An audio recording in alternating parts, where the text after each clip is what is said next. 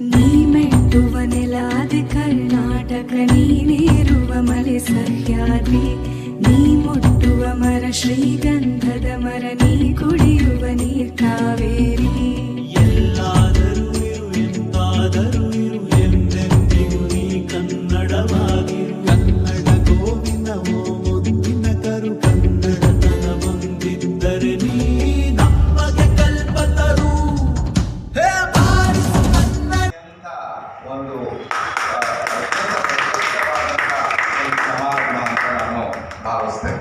ಈಗ ತಾನೇ ಈ ಒಂದು ಪ್ರಶಸ್ತಿಗೆ ಭಾಜನರಾದಂಥ ಕುಮಾರಿ ತೇಜಸ್ವಿನಿ ಅವರನ್ನ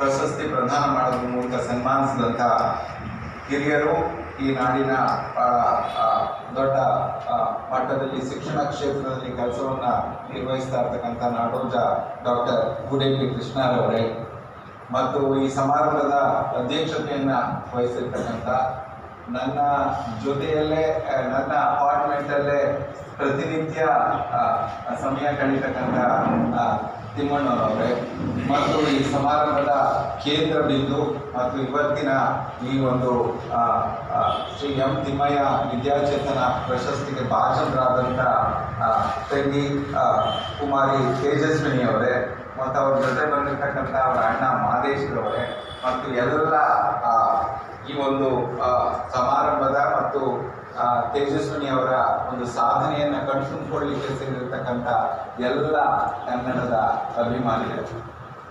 ಬಹುಶಃ ಒಂದು ಕಾಲಘಟ್ಟದಲ್ಲಿ ಇಂಥ ಒಂದು ಸಾಧನೆ ನಮ್ಮನ್ನು ಎಷ್ಟು ಪ್ರೇರೇಪಿಸುತ್ತೆ ಮತ್ತು ಎಷ್ಟು ನಮಗೆ ಶಕ್ತಿಯನ್ನು ತುಂಬುತ್ತೆ ಅನ್ನೋದಕ್ಕೆ ಬಹುಶಃ ಕುಮಾರಿ ತೇಜಸ್ವಿನಿ ಅವರ ಸಾಧನೆ ಅತ್ಯಂತ ಒಂದು ಮಹತ್ವದ ಸಾಧನೆ ಅಂತ ನಾನು ಭಾವಿಸ್ತೇನೆ. ನಾನು ಸಾಮಾನ್ಯವಾಗಿ ಯಾವಾಗಲೂ ಹೇಳ್ತಿರ್ತೇನೆ, ಸಾಧನೆಗೆ ಈ ಭಾಷೆ, ಜಾತಿ, ಗಡಿ ಯಾವುದರ ಒಂದು ಪರಿವಿಲ್ಲ. ಆ ಸಾಧನೆ ಅಂತಕ್ಕಂಥದ್ದು ಇದ್ಯಾವುದರ ಹಂಗಿಲ್ಲದೆ ಹೋಗ್ತಕ್ಕಂಥದ್ದು. ಯಾಕಂದರೆ ನಾವೆಲ್ಲೋ ಒಂದು ಕಡೆ ಸಾಧನೆ ಅಂದರೆ ಯಾವುದೋ ಒಂದು ಯಜಮಾನಿಕೆಯ ಭಾಷೆಯನ್ನು ಅಥವಾ ಆ ಭಾಷೆಯ ಮೂಲಕ ಸಾಧನೆಯನ್ನು ಮಾಡೋರೇ ಈ ದೇಶ ಅಥವಾ ಈ ಪ್ರಪಂಚದ ದೊಡ್ಡ ಸಾಧಕರು ಅಂತಕ್ಕಂಥ ಭಾವಿಸ್ತಕ್ಕಂಥ ಈ ಸಂದರ್ಭದಲ್ಲಿ ತನ್ನ ಮಾತೃಭಾಷೆಯಲ್ಲಿ ಇಡೀ ತನ್ನ ಶಿಕ್ಷಣವನ್ನ ಸಾರ್ವಜನಿಕ ಶಿಕ್ಷಣ ವ್ಯವಸ್ಥೆಯ ಮೂಲಕ ಪಡ್ಕೊಂಡು ಇವತ್ತು ಇಲ್ಲಿ ಬಂದು ನಿಂತಿದ್ದಾರೆ ಕುಮಾರಿ ತೇಜಸ್ವಿನಿ ಅಂತ ಹೇಳಿದ್ರೆ, ಬಹುಶಃ ನಾವೆಲ್ಲರೂ ಕೂಡ ಸಾರ್ವಜನಿಕ ಶಿಕ್ಷಣ ವ್ಯವಸ್ಥೆಯ ಬಗ್ಗೆ ಯಾವ ರೀತಿಯ ಒಂದು ಅಭಿಪ್ರಾಯವನ್ನು ಇಟ್ಕೋಬೇಕು ಅನ್ನೋದಕ್ಕೆ ಅವರು ಇವತ್ತು ಸಾಕ್ಷಿಯಾಗಿದ್ದಾರೆ. ಯಾಕಂದ್ರೆ ಇವತ್ತು ಎಲ್ಲೋ ಒಂದ್ ಕಡೆ ಸಾರ್ವಜನಿಕ ಶಿಕ್ಷಣ ವ್ಯವಸ್ಥೆ ಅಂದ್ರೆ ಅದು ಕನಿಷ್ಠ, ಖಾಸಗಿ ಶಿಕ್ಷಣ ವ್ಯವಸ್ಥೆ ಅಂದ್ರೆ ಶ್ರೇಷ್ಠ ಅಂತಕ್ಕಂಥ ಒಂದು ಹೊಸ ಬಗೆಯ ನೆರೇಟಿವ್ ಅನ್ನ ನಾವು ಕಟ್ತಾ ಇದ್ದೇವೆ.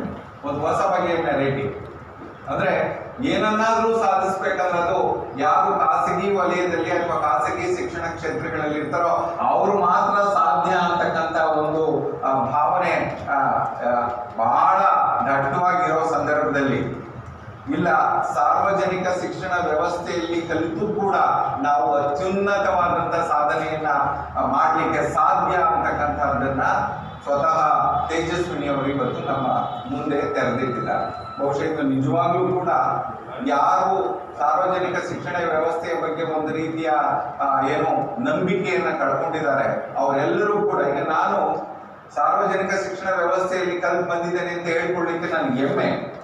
ಯಾಕೆಂತ ಹೇಳಿದ್ರೆ ಬಹುಶಃ ಶಿಕ್ಷಣವನ್ನ ಯಾರು ಸಾಮಾಜಿಕ ಒಳಿತು ಅಂತ ಭಾವಿಸ್ತಾರೆ ಅಥವಾ ಯಾರು ಅದು ಶಿಕ್ಷಣ ಕೇವಲ ನನ್ನ ವೈಯಕ್ತಿಕ ಸಾಧನೆ ಅಥವಾ ನನ್ನ ವೈಯಕ್ತಿಕ ಇದಕ್ಕೆ ಮಾತ್ರ ಅಲ್ಲ, ಆ ಶಿಕ್ಷಣ ಅಂತಕ್ಕಂಥದ್ದು ಸಾಮಾಜಿಕ ಒಳಿತಿನ ಭಾಗವಾಗಿ ಅಂತ ಭಾವಿಸ್ತೇವೋ ಅವರು ಎಲ್ಲರೂ ಕೂಡ ಸಾರ್ವಜನಿಕ ಶಿಕ್ಷಣ ವ್ಯವಸ್ಥೆಯ ಬಗ್ಗೆ ಬಹಳ ದೊಡ್ಡ ಒಂದು ಏನು ಅಭಿಮಾನವನ್ನ ಇಟ್ಕೊಂಡಿರ್ತಾರೆ, ಅದನ್ನ ಗೌರವಿಸ್ತಾರೆ. ಹಾಗಾಗಿ ನಾನು ಈ ಸಾರ್ವಜನಿಕ ವ್ಯವಸ್ಥೆಯ ಶಿಕ್ಷಣದ ಭಾಗ ಅಂತ ಹೇಳ್ಕೊಳ್ಳಿಕ್ಕೆ ನನಗೆ ಪ್ರತಿಯೊಂದು ಸಮಾಜದಲ್ಲಿ ಹೆಮ್ಮೆ ಅನಿಸುತ್ತೆ. ಯಾಕಂದ್ರೆ ಇಡೀ ನನ್ನ ಶಿಕ್ಷಣಕ್ಕೆ ಬಹುಶಃ ನಾನು ಖರ್ಚು ಮಾಡಿರ್ತಕ್ಕಂಥದ್ದು ಒಂದು 4,000 ರಿಂದ 5,000 ಇರ್ಬೋದು. ನನ್ನ PhD ಗೂ ಕೂಡ ನಾನು ಖರ್ಚು ಮಾಡಿದ್ದು ಏನು ₹100 ಏನೋ ಅದು ಎಕ್ಸಾಮಿನೇಷನ್ ಕಟ್ಟುವಾಗ. ಸೊ ಇಂಥ ಒಂದು ಶಿಕ್ಷಣವನ್ನ ಕೊಡ್ತಕ್ಕಂಥ ಸಾರ್ವಜನಿಕ ವ್ಯವಸ್ಥೆ ಎಲ್ಲೋ ಒಂದ್ ಕಡೆ ಡಿಕ್ಲೈನ್ ಆಗ್ತಾ ಇದೆ. ನಿನ್ನೆ ನಾನು ಯಾವಾಗ ಒಂದು ಸಭೆನಲ್ಲಿದ್ದೆ, ಕರ್ನಾಟಕ ರಾಜ್ಯದಲ್ಲಿ ಸುಮಾರು 14,800 832 ಶಾಲೆಗಳಲ್ಲಿ ಮಕ್ಕಳ ಸಂಖ್ಯೆ ಕೇವಲ 50ಕ್ಕಿಂತ ಕಡಿಮೆ. ಅಂದ್ರೆ ಯಾವುದೇ ಸಂದರ್ಭದಲ್ಲಿ ಶಾಲೆಗಳು ಮುಚ್ಚತಕ್ಕಂಥ ಒಂದು ಲಕ್ಷಣ ಕಾಣಿಸ್ತಾ ಇದೆ.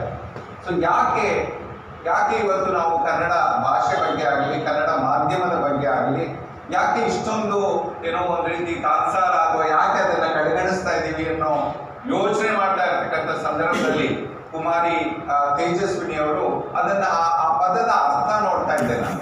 ಕನ್ನಡದ ನಿಘಂಟಲ್ಲಿ ತೇಜಸ್ವಿನಿ ಅಂದ್ರೆ ಏನು ಅಂತ ನೋಡ್ತಾ ಇದ್ದೆ. ಅತ್ಯಂತ ಪ್ರಕಾಶಮಾನವಾದಂತ, ಒಳಪುಳ್ಳಂತ, ಸ್ವಚ್ಛತೆಯ ಮತ್ತು ಬಹಳ ಮುಂದೆ ಹೋಗ್ತಕ್ಕಂಥ, ಮುನ್ನುಗ್ಗಿ ಹೋಗ್ತಕ್ಕಂಥ ಎಲ್ಲಾ ಗುಣಲಕ್ಷಣಗಳಿರ್ತಕ್ಕಂಥ ತೇಜಸ್ವಿನಿಯವರು ಅಂತ ಆ ಕನ್ನಡ ನಿಘಂಟಲ್ಲಿ ಆ ಒಂದು ಪದಕ್ಕೆ ಅರ್ಥವನ್ನ, ಆ ಎಲ್ಲಾ ಗುಣಗಳನ್ನ ತೇಜಸ್ವಿನಿಯವರು ಹೊಂದಿದ್ದಾರೆ.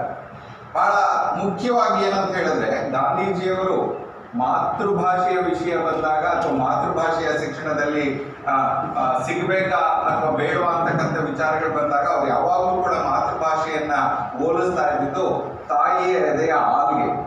ಯಾರು ಮಾತೃಭಾಷೆಯಲ್ಲಿ ಕಲಿತಾರೋ ಅವರ ತಾಯಿಯ ಎದೆಯ ಹಾಲನ್ನು ಕುಡಿದಾಗ ಎಷ್ಟು ಸಂತೋಷ, ಎಷ್ಟು ಅವರಿಗೆ ಆ ಶಕ್ತಿ ಬರುತ್ತೆ, ಆ ಎಲ್ಲಾ ಗುಣಗಳು ಮಾತೃಭಾಷೆಗೆ ಇದೆ ಅಂತಕ್ಕಂಥ ಮಾತನ್ನ ಗಾಂಧಿ ಆಗಿಂದಾಗೆ ಹೇಳ್ತಾ ಇದ್ರು. ಸೊ ನಾವು ಯಾವಾಗಲೂ ಕೂಡ ಒಂದು ತಪ್ಪು ಕಲ್ಪನೆ ಏನಂತ ಹೇಳಿದ್ರೆ, ಯಾವುದೇ ಒಂದು ಮಾತೃಭಾಷೆಯ ವಿಷಯ ಬಂದಾಗ ನಾವು ಸಾಮಾನ್ಯವಾಗಿ ತಿಳ್ಕೊಳ್ಳೋ ಒಂದು ತಪ್ಪು ಏನಂತ ಹೇಳಿದ್ರೆ, ಮಾತೃಭಾಷೆಯನ್ನ ಪ್ರಭುತ್ವದ ಮಟ್ಟಕ್ಕೆ ನಾವು ಕಲಿದೇ ಇದ್ರೆ ಬೇರೆ ಯಾವುದೇ ಎರಡನೇ ಭಾಷೆಯನ್ನ ನೀವು ಪ್ರಭುತ್ವದ ಮಟ್ಟಕ್ಕೆ ಕಲೀಲಿಕ್ಕೆ ಸಾಧ್ಯ ಆಗಿಲ್ಲ. ಇದಕ್ಕೆ ಜಗತ್ತಿನಾದ್ಯಂತ ಸಂಶೋಧನೆಗಳು ನಡೆದಿದ್ದಾವೆ. ಈಗ ನಾನು ಇಂಗ್ಲಿಷನ್ನಾಗ್ಲಿ, ಫ್ರೆಂಚನ್ನಾಗ್ಲಿ, ಮಲಯಾಳಿನಾಗ್ಲಿ ಯಾವುದೇ ಭಾಷೆಯನ್ನ, ಎರಡನೇ ಭಾಷೆಯನ್ನ ನಾನು ಕಲಿಬೇಕಾದ್ರೆ ನನ್ನ ಮಾತೃಭಾಷೆಯಲ್ಲಿ ನಾನು ಪ್ರಭುತ್ವವನ್ನ ಸಾಧಿಸಿದಾಗ ಮಾತ್ರ ಸಾಧ್ಯ. ಯಾಕೆಂದ್ರೆ ಇಡೀ ನನ್ನ ಮೆದುಳಿನ ಪ್ರಕ್ರಿಯೆ ಎರಡನೇ ಭಾಷೆಯನ್ನ ಕಲಿಯುವಾಗ ಅದು ನಡೀತಕ್ಕಂಥದ್ದು ನನ್ನ ಮಾತೃಭಾಷೆಯಲ್ಲಿ. ಸೊ ಇದನ್ನ ನಾವು ಎಷ್ಟೇ ಸ್ಪಷ್ಟವಾಗಿ ಹೇಳಲಿಕ್ಕೆ ಹೋದ್ರೂ ಕೂಡ ಇವತ್ತು ಒಂದು ರೀತಿಯ ವ್ಯಾಮೋಹ, ವಿಶೇಷವಾಗಿ ಆಂಗ್ಲ ಭಾಷೆ ಕಲಿತು ಎಷ್ಟು ವ್ಯಾಮೋಹ ಅಂತ ಹೇಳಿದ್ರೆ, ಬಹುಶಃ ಅನೇಕ ಅಧ್ಯಯನಗಳಾಗಿದ್ದಾವೆ. ಅನೇಕ ಅಧ್ಯಯನಗಳು ಹೇಳೋದೇನಂತ ಹೇಳಿದ್ರೆ, ಯಾವ ಮಕ್ಕಳು ತನ್ನ ಮಾತೃಭಾಷೆಯಲ್ಲದೆ ಆಂಗ್ಲ ಮಾಧ್ಯಮದಲ್ಲಿ ನಾನು ಆಂಗ್ಲ ಮಾಧ್ಯಮವನ್ನು ಕಲಿತೀವಿ ಅಂತ ಹೋಗಿದ್ದಾರೋ ಆ ಮಕ್ಕಳು 10ನೇ ತರಗತಿ ಅಥವಾ PUC ನಂತರ ಅವರ ಸಾಧನೆಯನ್ನ ನೋಡಿದ್ರೆ ಆ ಕಡೆನೂ ಇಲ್ಲ, ಈ ಕಡೆನೂ ಇಲ್ದಂಗೆ ಆಗಿದ್ದಾರೆ. ಆ ಕಡೆ ಅವರಿಗೆ ಇಂಗ್ಲಿಷು ಚೆನ್ನಾಗಿ ಬರಲ್ಲ, ಈ ಕಡೆ ಕನ್ನಡವೂ ಚೆನ್ನಾಗಿ ಬರಲ್ಲ. ಆದ್ರೆ ಯಾವ ಮಕ್ಕಳು ತನ್ನ ಮಾತೃಭಾಷೆಯಲ್ಲಿ ಮಾಧ್ಯಮವನ್ನ ಆಯ್ಕೆ ಮಾಡಿಕೊಂಡು ಇಂಗ್ಲಿಷ್ ಅನ್ನೋ ಒಂದು ಭಾಷೆಯನ್ನಾಗಿ ಕಲಿತಿದ್ದಾರೋ ಅವರು ಎಲ್ಲಾ ಕ್ಷೇತ್ರಗಳಲ್ಲಿ ಅತ್ಯದ್ಭುತವಾದಂತ ಸಾಧನೆಯನ್ನ ಮಾಡಿದ್ದಾರೆ. ಇವು ಭಾಷೆಗೆ ಸಂಬಂಧಪಟ್ಟಂತೆ. ಯಾಕಂದ್ರೆ ತೇಜಸ್ವಿನಿ ಅವರು ಕನ್ನಡದಲ್ಲಿ ಅವರ ಪದವಿನಲ್ಲಿ 9 ಚಿನ್ನದ ಪದಕ ಮತ್ತು ಸ್ನಾತಕೋತ್ತರ ಪದವಿನಲ್ಲಿ 10 ಚಿನ್ನದ ಪದಕವನ್ನ ಗಳಿಸಿದ್ದಾರೆ. ಬಹುಶಃ ಇವರು ಕರ್ನಾಟಕದ ಚಿನ್ನದ ಹುಡುಗಿ ಅಂತಾನೆ ನಾವು ಇವ್ರನ್ನ ಕರೀಬಹುದು. ಯಾಕಂದ್ರೆ ಈ ಸಾಧನೆಯನ್ನ ಮಾಡಬೇಕು ಅಂದ್ರೆ ಅವ್ರಿಗೆ ಆ ಭಾಷೆಯ ಮೇಲಿರ್ತಕ್ಕಂಥ ಹಿಡಿತ, ಆ ಭಾಷೆಯ ಒಂದು ಆಳವಾದಂತ ಜ್ಞಾನ ಏನಿದೆ, ಬಹುಶಃ ಅದಿಲ್ಲದೆ ಖಂಡಿತ ಚಿನ್ನದ ಪದಕವನ್ನ ಗಳಿಸಲಿಕ್ಕೆ ಸಾಧ್ಯ ಇಲ್ಲ. ಈ ಸಾಧನೆ ಅಂತಕ್ಕಂಥದ್ದು ಆಳವಾದಂತ ಜ್ಞಾನವನ್ನ ಉಳ್ಳವರಿಗೆ ಮಾತ್ರ ಒಲಿಯುತ್ತೆ. ಈ ಸಾಧನೆ ಎಲ್ರಿಗೂ ಒಲಿಯಲ್ಲ. ನೀವು ನೋಡಿರ್ಬೋದು, ನೆನ್ನೆ ಪೇಪರ್ ಅಲ್ಲಿ ಬಂದಿದೆ, ಕನ್ನಡ ಮಾಧ್ಯಮ, ಸರ್ಕಾರಿ ಕನ್ನಡ ಮಾಧ್ಯಮ ಶಾಲೆಯಲ್ಲಿ ಓದಂತ ಅಂಕಿತಾ ಬಸಪ್ಪ ಇಡೀ ರಾಜ್ಯಕ್ಕೆ ಮೊದಲನೇ ರ್ಯಾಂಕ್ ಅನ್ನ ಪಡೆದಿದ್ದಾರೆ. ನಿನ್ನೆ ನಾನು ಅದನ್ನೇ ಹೇಳ್ತಾ ಇದ್ದೆ ತಿಮ್ಮಣ್ಣ ಅವರಿಗೆ. ನಾವು ಬಹುಶಃ ತಿಮ್ಮಣ್ಣ ಅವ್ರಿಗೆ ಹೇಳಿದೆ, ನೀವು ಕಾಲ್ ಮಾಡಿದ್ರೆ ಸಿಕ್ಲಿಲ್ಲ, ಇಲ್ಲಾಂದ್ರೆ ಅಂಕಿತಾ ಬಸಪ್ಪ ಅನ್ನೋರನ್ನು ಕೂಡ ಇದೇ ವೇದಿಕೆಯಲ್ಲಿ ನಾವು ಸನ್ಮಾನವನ್ನ ಮಾಡ್ಬೋದಿತ್ತು. ಹಾಗೆ ತಿಮ್ಮಣ್ಣ ಅವ್ರ ಮನಸ್ಸು ಎಷ್ಟು ದೊಡ್ಡದಾಗಿದೆ ಅಂತ ಹೇಳಿದ್ರೆ, ಇಲ್ಲ ಸರ್ ಮುಂದಿನ ತಿಂಗಳೇನೆ ಆ ಸಮಾರಂಭವನ್ನು ಕೂಡ ನಾವು ಸಂಘಟನೆ ಮಾಡಿ ಅಂಕಿತಾ ಕೂಡ ನಾವು ಒಂದು ದೊಡ್ಡ ಸನ್ಮಾನವನ್ನ ಮಾಡಬೇಕು. ಅಂದ್ರೆ ಇವತ್ತು ಕನ್ನಡ ಮಾಧ್ಯಮದಲ್ಲಿ ಓದದೆ ಒಂದು ರೀತಿಯ ಏನೋ ಕೀಳಿರಿಮೆ ಅಥವಾ ಏನೋ ಒಂದು ರೀತಿಯ ಅಪರಾಧ, ಕನ್ನಡ ಮಾಧ್ಯಮದಲ್ಲಿ ಓದಿದ್ರೆ ನಮ್ಗೇನೋ ಅವಕಾಶನೇ ಇಲ್ವೇನೋ ಅನ್ನೋ ರೀತಿಯಲ್ಲಿ ಜನರು ಬಿಂಬಿಸ್ತಾ ಇರುವಾಗ ಅಥವಾ ಜನರು ಆ ರೀತಿಯ ಒಂದು ತಪ್ಪು ಕಲ್ಪನೆಗೆ ಒಳಗಾಗಿರುವಾಗ ಬಹುಶಃ ಆ ನಿಘಂಟಲ್ಲಿರೋ ತರ ಕುಮಾರಿ ತೇಜಸ್ವಿನಿ ಅವರು ಇಲ್ಲ, ಕನ್ನಡಕ್ಕೂ ಆ ಒಳಪಿದೆ, ಕನ್ನಡಕ್ಕೂ ಆ ಒಂದು ಏನು ನಿಜವಾದಂತ ಬದುಕನ್ನ ಕಟ್ಕೊಡ್ತಕ್ಕಂಥ ಸಾಧ್ಯತೆ ಇದೆ ಅಂತಕ್ಕಂಥದ್ದನ್ನ ತೋರಿಸಿರೋದು ನಿಜವಾಗ್ಲೂ ಒಂದು ಅತ್ಯಂತ ಪ್ರಶಂಸನೀಯ. ಹಾಗಾಗಿ ನಾವು ಅವರನ್ನ ಅತ್ಯಂತ ಪ್ರೀತಿಯಿಂದ ಗೌರವದಿಂದ ಇವತ್ತು ಈ ಪ್ರಶಸ್ತಿಯ ಮೂಲಕ ಅವರ ಉನ್ನತ ಶಿಕ್ಷಣ, ನಾನು ಕೇಳ್ತಾ ಇದ್ದೆ, PhD-ಗಾಗಲೇ ಅವರು ನೋಂದಣಿ ಮಾಡಿದ್ದಾರೆ.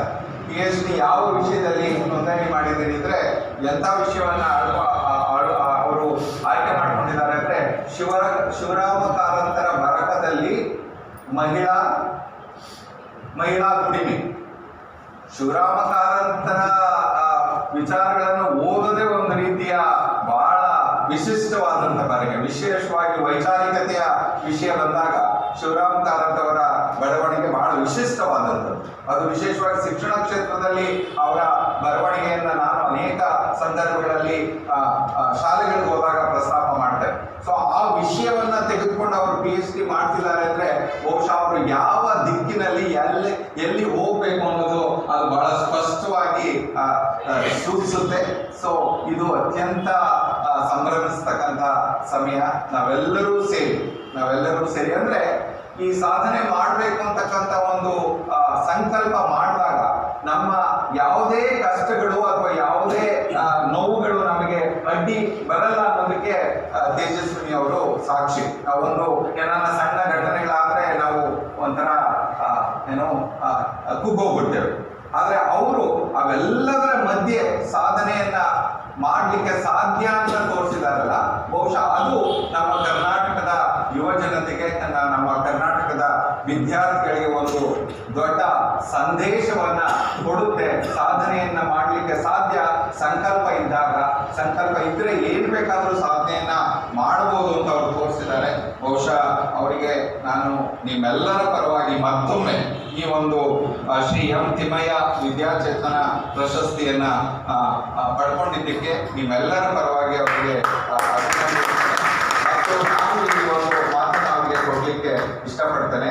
ಅವರೀಗ PhD-ಗೆ ನೋಂದಣಿ ಮಾಡಿದ್ದಾರೆ. ತಾವೆಲ್ಲರೂ ಬಹಳ ದೊಡ್ಡ ಮಟ್ಟದಲ್ಲಿ ಈಗಾಗಲೇ ಅವರಿಗೆ ಸಹಾಯವನ್ನು ಮಾಡಿದ್ದೀರಿ.